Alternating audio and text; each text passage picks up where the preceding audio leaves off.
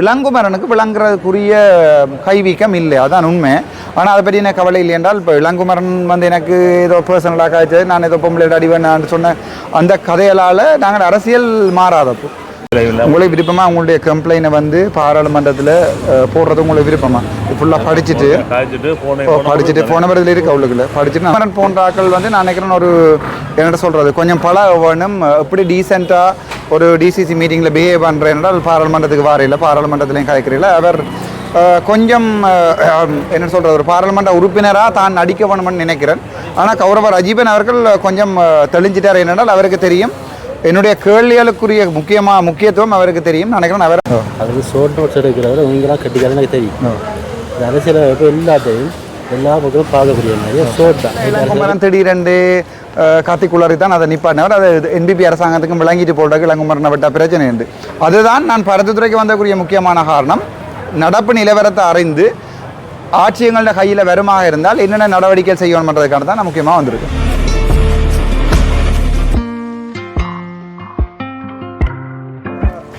இந்த டிசிசி மீட்டிங் எல்லாமே வந்து சுமூகமாகவும் ஒரு மகிழ்ச்சியாக நடந்தது.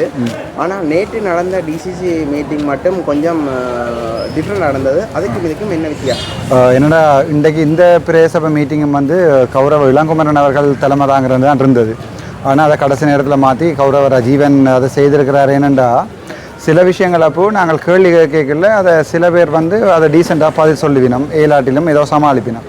சில பேருக்கு வந்து பதில் தெரியாட்டி அது ஒரு சும்மா காத்தி குளறி அப்படியான வேலையை செய்யணுமா. நேற்றைய தினம் வந்து அந்த மீட்டிங்கில் வந்து என்ன நடந்ததுன்னு சொன்னால் நான் கேட்ட கேள்வியில் வந்து கௌரவ அஜீவனோ அல்லது யாரோ ஒரு அரசாங்க உத்தியரோ பதில் சொல்லியிருப்பினோம். ஆனால் அதில் இளங்குமரன் திடீரெண்டு கார்த்திக்குள்ளாரி தான் அதை நிப்பாட்டினவர். அது என்பிபி அரசாங்கத்துக்கும் விளங்கிட்டு போடுறதுக்கு இளங்குமரனை விட்ட பிரச்சனை உண்டு.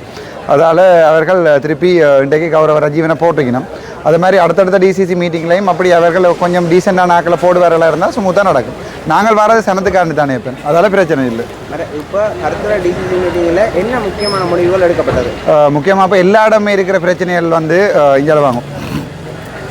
எல்லா இடமே இருக்கிற பிரச்சனை என்னென்றால் இந்த போதை பொருள் கடத்தல், மற்றது வீட்டு திட்டங்களுக்கு காசு கொடுக்கறது, பாதை போடுறது. அப்போ அதில் நாங்கள் எல்லா இடமே ஒரு பொது முடிவு எடுத்திருக்கிறோம். அது சம்மந்தமாக மீட்டிங் போட்டு தான் அது சம்மந்தமாக நாங்கள் பார்க்க போகிறோம்ண்டு.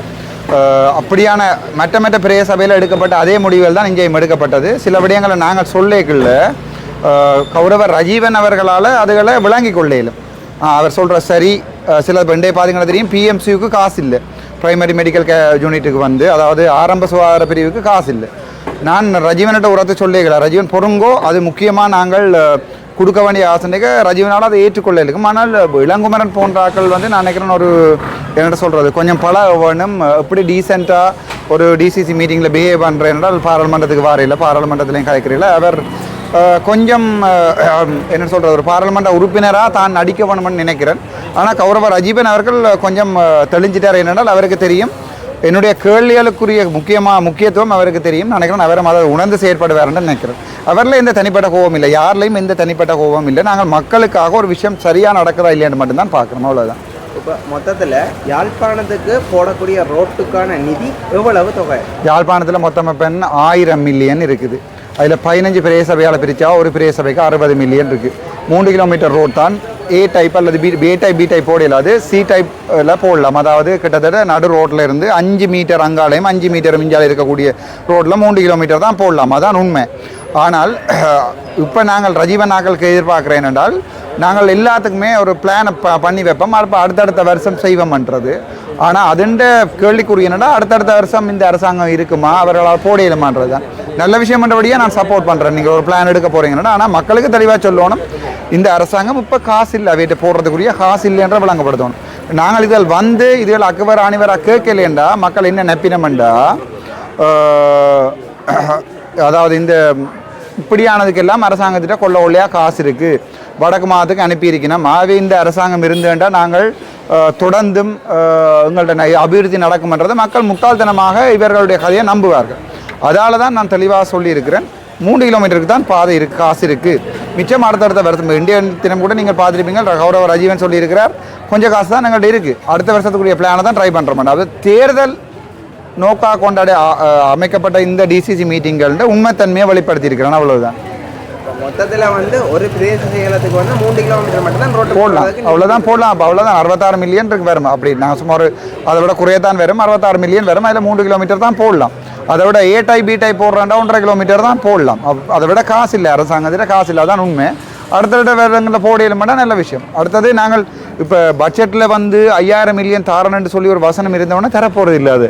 அதை நின்று அடிபட்டு இன்னொரு 2 மாதம் போக எவ்வளோ வீதம் நீங்கள் ஃபிசிக்கலாக ப்ரோக்ரஸ் பண்ணிக்கிங்க, இந்த ரோட் போட்டிருக்கிறீங்கன்றது இது தரப்பு பாராளுமன்ற உறுப்பினர்கள் வேலை. இவர்கள் பிளான் பண்ணி என்ன செய்கிறாங்கன்னா எங்களை கதைக்க விடாமல், உங்களுக்கே தெரியும், கதைக்க விட்டு நாங்கள் வடிவாக கதைக்கிறால யாழ்ப்பாணத்தில் நல்ல விடயங்கள் நினைக்கும். ஆனால் நாங்கள் கதை கேட்கல, இந்த முக்கியமான விஷயங்கள் வெளியால் வந்துட மாட்டாலும் இவர் பயப்படுறாரு, அவ்வளோதான்.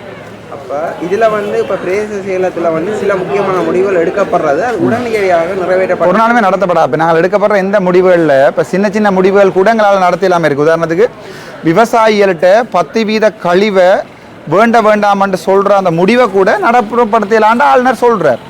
ஆனால் அதில் நாங்கள் முடிவாக எடுக்கிறோம், கடிதம் அடிக்கிறோம். அப்போ சிலதுகள் செய்யலாது. இப்போ சிலதுகள் வந்து ரஜீவனாலேயோ அல்லது அமைச்சராலேயோ செய்யலாது. அதை எதிர்கடப்பு அரசியல்வாதிகளுடையும் சேர்ந்து எங்கள் எம்பிமாருடையும் சேர்ந்து அதுக்குரிய திட்டங்களை வகுக்கணும். அதிൻ്റെ தாற்பயத்தை ஒரு சொட்டு விளங்கி கொள்கிறார் யார் என்றார் கௌரவ பாராளுமன்ற உறுப்பினர் ராஜீவன். என்றால் அவர் ஒரு பாடசாலை அதிபர். அதை கௌரவ இளங்குமரனுக்கு விளங்குறதுக்குரிய கைவீக்கம் இல்லை, அதான் உண்மை. ஆனால் அதை பற்றி எனக்கு கவலை இல்லை. என்றால் இப்போ இளங்குமரன் வந்து எனக்கு ஏதோ பர்சனலாக காய்ச்சி நான் ஏதோ பொம்பளை அடிவேன் சொன்ன அந்த கதைகளால் நாங்கள் அரசியல் மாறாதப்போ இப்போ எங்களுக்குரிய பிரச்சனைனா இந்த பிரதேச சபையை அரசாங்கம் இல்லாத வேறொரு கட்சி பிடிக்குமா இருந்தால் அதில் நாங்கள் அடிபட்டு இங்கே அந்த 5000 மில்லியன் கேட்டு வேண்டி போடுவோம். அரசாங்கம் பிடிக்குமா இருந்தால் நாங்கள் ஏன் ரோட்டு போடலன்னு யாராலையுமே கேட்கலாமல் இருக்கும். அதோட இவர்கள் செய்கிற அந்த உதாரணத்துக்கு ஊழலை எதிர்ப்பண்டு வந்த ஆக்கள் செய்கிற ஊழல்களை கேட்கறதுக்கு யாருமே இருக்க மாட்டோம். எந்த கடைக்கும் எதிர்கடை இருக்கணும்னு உங்களுக்கு தெரியும். நான் இன்றைக்கு வந்திருக்காடி இந்த மீட்டிங் எப்படி போயிருக்க மாட்டோம் உங்களுக்கு வடிவாகவே தெரியும். அதோட இந்த பெருமளவான மக்கள் வந்திருந்ததை நீங்கள் பார்த்துருப்பீங்க. நான் வாரது முக்கியமான என்றால் விடயங்களை பகுத்தறிஞ்சு பொதுமக்களுக்கு பிரித்து சொல்கிறதுக்காக மட்டும் தான் நான் வந்து கொண்டிருக்கேன். அப்படி இருக்கும் பொழுது இப்போ வந்து அப்போ எடுக்கப்படுற எந்த ஒரு முடிவும் நடைமுறைக்கு சாத்தியமற்ற விஷயம் இல்லை. இப்போ அதன் ரஜிவனே சொல்கிறாரு, நாங்கள் இப்போ எடுக்கப்படுற இந்த முடிவுகள் வந்து எதிர்காலத்தில் செயற்படுத்துவோம் மட்டும் தான் சொல்கிறாரோடைய எடுக்கப்பட்ட எந்த முடிவுமே இந்த முறை இந்த பட்ஜெட்டில் செய்ய போகிறது இல்லை. அப்போ இந்த மீட்டிங்கில் என்னத்துக்காக நடத்தப்படுது? இது அரசியல் மேப்பன், இது ஒரு அரசியல். நாங்கள் தேசிய அரசாங்கம், நாங்கள் எல்லாத்தையும் செய்கிறோம். அரசியல் ரீதியாக தான் இந்த இதில் செய்யணும். அதில் அவ சொல்லிக்கொள்கிற நியாயம் நான் என்னோட 10 வருஷம் கழிச்சென்றாலும் நான் இதை செய்வேன்ன்றது. அப்போ நாங்கள் அதில் போகிறதுக்குரிய முக்கியமான காரணம் என்ன? இப்போ எனக்கு பருத்தித்துறை முக்கியமான இடம். ஏனென்றால் பருத்தித்துறையில் என்னுடைய ஊசி கட்சி பிராசனை போச்சிடுறேன். அப்போ நாங்கள் இதை இதை வின் பண்ணுவமாக இருந்தால் இந்த பருத்தித்துறை பிரேசபைக்குரிய வர வேண்டிய காசுகள், பருத்தித்துறை பிரேசபை எப்படி டெவலப் பண்ணுறதுன்றதை நான் செய்வேன், என்னுடைய கையால் செய்வேன் பருத்தித்துறையில். ஏன்னா அதுக்கு யாரையுமே பார்த்து கொண்டு தேவையில்லை. பிரேசபையை நடத்துறதுக்கு அரசாங்கத்தின் காசை யோசிக்க தேவையில்லை. நாங்கள் உங்களுக்கு விருப்பமா உங்களுடைய கம்ப்ளைண்ட்டை வந்து பாராளுமன்றத்தில் போடுறது உங்களுக்கு விருப்பமா? ஃபுல்லாக படிச்சுட்டு போன வரதுல இருக்கு அவளுக்குள்ள படிச்சுட்டு அதுதான் நான் பருத்தித்துறைக்கு வந்தக்கூடிய முக்கியமான காரணம். நடப்பு நிலவரத்தை அறிந்து ஆட்சியங்களோட கையில் வருமாக இருந்தால் என்னென்ன நடவடிக்கை செய்யணுன்றதுக்கான தான் நான் முக்கியமாக வந்திருக்கேன். இந்த பருத்துறையில் வந்து பார்த்தோம்னா பெரும்பான்மை வந்து கடத்தொழில் சார்ந்த தொழில் செய்கிற ஆட்களே இருக்கணும். அப்படி இருக்கும் பட்சத்தில் அவர்களுக்கு உரிய துறைமுகங்கள் பெரிய பிரச்சனையாக இருக்குது. அது சம்பந்தமாக இங்கே முடிவெடுக்கப்பட்டதா? ஒரு முடிவும் எடுக்கப்படலைண்டா 280 மில்லியன் வடக்கு மாகாணத்துக்குரிய தந்திருக்கணும். அதை கேட்குற கேள்வியில் தானே அன்றைக்கு கௌரவ அமைச்சரும் கௌரவ இளங்குமரனும் ஆளுக்கு நிப்பாட்ராகுமரா எல்லாம் கத்தி பிரச்சனை நடந்த. ஏனென்றால் அந்த 280 மில்லியன் எங்கே போகும்போது போடுறீங்களா இல்லையா? போடுறாண்டா ஓமன்ட்டு சொல்லுங்கோண்டு கேட்டதுக்கு. அப்படி இல்லாட்டி 500 மில்லியனை கொண்டு போய் நீங்கள் குறியாட்டுவான போடுறீங்களா எங்கே இருந்து காசு வேண்டக்கூடிய கேட்டதுக்குரிய பதில் கேட்ட கேள்விக்கு பதில் தெரியாமல் காத்திருக்கின்ற வடக்கு மாநிலத்தில் முக்கியமாக பருத்தித்துறையை பொறுத்த வரைக்கும் இருக்கிற மீனவ குடும்பங்களோட வாழ்வாதாரத்தை இதுக்கு முக்கியமாக தையிட்டி எல்லாம் மயிலிட்டி துறைமுகத்துக்காக 200 மில்லியனும் வடக்கு மாநிலத்தில் இருக்கிற மொத்த மீனவர்களுக்காக 280 மில்லியனும் ஒதுக்கப்பட்டிருக்கு. ஒதுக்கினதும் அவர்கள் தான். அது எங்கேன்னு கேட்டது தான் பிரச்சனை. அதால் நான் நினைக்கிறேன் அதுகள் நான் உன்னிப்பாக பார்த்து கொண்டிருக்கிறபடியாக அவர்கள் அந்த வேலையை செய்வார்கள்ன்ற ஒரு நம்பிக்கை எனக்கு இருக்குது. பார்ப்போம், இன்னொரு 1 மாதம் 2 மாதம் அதுக்குள்ள எலெக்ஷன்கள் ஓடி போயிடும். ஸோ அதுக்கப்புறம் இவர் செய்யலைன்றா திருப்பியும் அடிவரையில் பிரியோசனம் இல்லை. ஆனால் நான் பருத்தித்துறையை பொறுத்த வரைக்கும் எனக்கு என்னுடைய கட்சிக்கு வந்து அந்த பருத்தித்துறை நகரசபை வறுமையாக இருந்தால் ஒரு நகரசபையாவது நான் விரும்பின மாதிரி மக்கள் எதிர்பார்க்குற மாதிரி நான் அதை மாற்றி காட்டுவேன்ற எனக்கு ஒரு நம்பிக்கை இருக்குது. நான் உங்களுக்கு கால் பண்ணுறேன். இன்னொரு கடிதம் மட்டும் நான் பாராளுமன்றத்தில் அடித்து அதில் சைன் பண்ண வேண்டி வரும். அதுக்கப்புறம் பாராளுமன்றத்தில் நான் போடுறேன், உங்கள்கிட்ட இதை போடுறேன். போட்ட பிறகு கிட்டத்தட்ட 1 month 2 months செல்லும். அதுக்கப்புறம் எங்கள் கமிட்டிக்கு உங்களை கால் பண்ணிங்கன்னா உங்களை வார காசு போகிற காசு எல்லாமே பாராளுமன்றமே தரும். இதில் யார் பிரச்சனைப்பட்டு நீங்கள் யார்கிட்ட பேரை குறிப்பிட்றீங்களோ அவ்வளோ பேரும் வருவினம் பாராளுமன்றத்துக்கு. நாட்டில் இருந்தால் வருவினம். அந்த வேலையை நான் செய்து வரணும் உங்களுக்கு. பட் இது நான் போட்டு இப்போ இவங்க எனக்கு கதை கேட்குறாங்களே தெரியும். அவங்களுக்கு போட ஒரு கொஞ்ச நாள் செல்லும். ஒரு 2 3 அடுத்த மாதம் 6 8 6 7 8 தான் எங்கள் பாராளுமன்ற தேதி. அதுக்குள்ளே நான் இதை போடுறேன். சரி தான் சரி. அதுக்கு ஷோர்ட் நோட்ஸ் எடுக்கிறவரை நீங்களாம் கட்டிக்காது எனக்கு தெரியும். அரசியல் இப்போ எல்லாத்தையும் எல்லா மக்களும் பார்க்கக்கூடிய மாதிரி ஷோர்ட் தான். அரசியல் என்ன இருக்கிறது நான் ஒரு வீடியோ வீடியோ நான் கௌசல்யா லோயர் தானே. அது வந்து ஆக்ட் தானே இப்போ அரசியல் பண்ணுற ஒரு கான்ஸ்டியூஷனை இவ இந்த முறை மாற்ற போய் நம்ம நினைக்கிறேன். அதுக்கு முன்னே ஏற்கனவே என்ன மாதிரி இருக்கிறேன். நான் அதுக்கு சம்மந்தமான ஒரு வீடியோ கௌசல்யாட்ட சொல்லி என்றாலும் போகிறேன். அவள் லோயர் தானே. அவள் கான்ஸ்டியூஷன் வேண்டிய ஒரு பாடம். நான் ஒரு டாக்டர் தானே. திடீர்னு லோவும் படித்து போட்டு பேரவாசியில் நினைக்கிறேன். நான் ஒரு வீடியோ போடுறேன். சரி தான். Okay thank you.